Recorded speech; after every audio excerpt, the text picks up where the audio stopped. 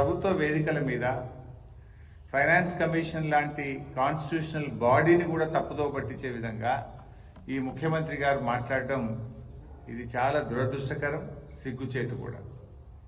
ఎందుకంటే అసలు రేవంత్ రెడ్డి ఆయన ప్రభుత్వం ఏర్పడ్డదే అబద్ధాల పునాదుల మీద. అబద్ధాల పునాదుల మీద ప్రజల్ని నమ్మించి మాయ మాటలు చెప్పి అధికారంలోకి వచ్చిండ్రు. ఏం చెప్పిండ్రు? 100 రోజుల్లో 6 గ్యారంటీలు అమలైనాయా? కాలేదు. డిసెంబర్ 9 నాడే 2 లక్షల రుణమాఫీ చేసి తీర్థమన్నారు. దాదాపు 10 నెలలు అయిపోయి ఏడాది దగ్గరకు వస్తుంది, రుణమాఫీ పూర్తి కాలేదు. తులం బంగారం అన్నారు, 5 లక్షల రూపాయల భరోసా కార్డు అన్నారు, 4,000 పింఛన్ అన్నారు. పక్కన చంద్రబాబు నాయుడు ఆంధ్రప్రదేశ్లో గద్దెనెక్కిన మొదటి రోజే 4,000 పెన్షన్ ఇచ్చింది కదా. నువ్వెందుకు ఇయ్యవు? నువ్వు అన్నావు కదా డిసెంబర్లో ఇందిరమ్మ రాజ్యం రాగానే 4,000 పెన్షన్ ఇస్తా అన్నావు కదా. కేసీఆర్ 200 ఉన్న పెన్షన్ 2,000 చేస్తా అన్నాడు.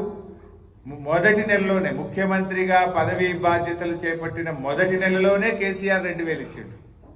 10 అంతలు పెంచుతా అన్నాడు. మొదటి టర్ములో 200 1000 చేసిండు, మళ్ళా గెలిస్తే 2,000 చేస్తా అంటే 2,000 మొదటి నెలలోనే 2,000 ఇచ్చిండు కేసీఆర్. పక్కన ఆంధ్రప్రదేశ్లో చంద్రబాబు నాయుడు మొదటి నెలలోనే 4,000 ఇచ్చిండు. నువ్వు 10 నెలలు అయింది, నీ ఏమైనా నీ 4,000 అని నేను అడుగుతా ఉన్నాను. ఏమైనా నీ 4,000? 10 నెలలు అయినా నీ 4,000 రాకపోయా. అంటే రేవంత్ రెడ్డి గారి అన్ని కూడా అబద్ధాల పునాదుల మీద ఇవాళ అధికారంలోకి వచ్చాడు. దురదృష్టం ఏంటంటే ప్రభుత్వాన్ని కూడా అబద్ధాల పునాదుల మీదే నడుపుతున్నాడు. ఇట్లా ప్రభుత్వాన్ని అబద్ధాల పునాదుల మీద నడిపితే రాష్ట్ర భవిష్యత్తు ప్రశ్నార్థకంగా మారే ప్రమాదం ఉంటుంది. రాష్ట్ర భవిష్యత్తు దెబ్బతినేటువంటి అవకాశం ఉంటుంది. అసెంబ్లీలో తెలంగాణ రాష్ట్ర ప్రభుత్వ ఆస్తులు అప్పులు అని ఒక వైట్ పేపర్ రిలీజ్ చేసినారు. ఆ రోజు 6,85,000 కోట్ల అప్పులు అని చెప్పారు. నేను ఆ రోజే చెప్పిన ఈ ప్రభుత్వం డిసెంబర్లో ఏర్పడితే వచ్చే 4 నెలల్లో కాంగ్రెస్ ప్రభుత్వం తీసుకుపోయే అప్పును కూడా అందులో కలిపి చెప్పారు. డిసెంబర్ 7 నాడు రేవంత్ రెడ్డి ఎక్కిండు, డిసెంబర్ 7, 2023 నాడు ఎక్కిండు. అందులో ఏం పెట్టిండ్రు? మార్చి 2024 దాకా కాంగ్రెస్ ప్రభుత్వం తీసుకున్న అప్పులను కూడా అలా కలిపి చెప్పారు.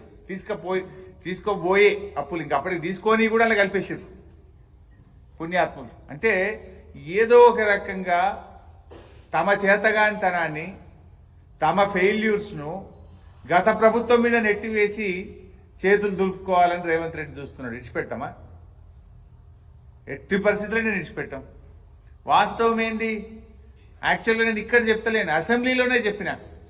నిండు శాసనసభలో బడ్జెట్ సమావేశాల చర్చలో చెప్పిన. నేను బడ్జెట్ మీద మొన్న నేనే బీఆర్ఎస్ పార్టీ పక్షాన మాట్లాడి ఈ అప్పుల మీద కాంగ్రెస్ పార్టీ రేవంత్ రెడ్డి చేస్తున్న దుష్ప్రచారాన్ని నిండు శాసనసభలోనే చెప్పాను.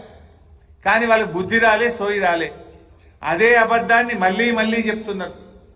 ఒక అబద్ధాన్ని 100 సార్లు చెప్తే నిజమైతుంది అనేటువంటి రీతిలో గోబల్స్ ను మించిపోయి రేవంత్ రెడ్డి ప్రభుత్వం అబద్ధాలు మాట్లాడుతూ ఉన్నది.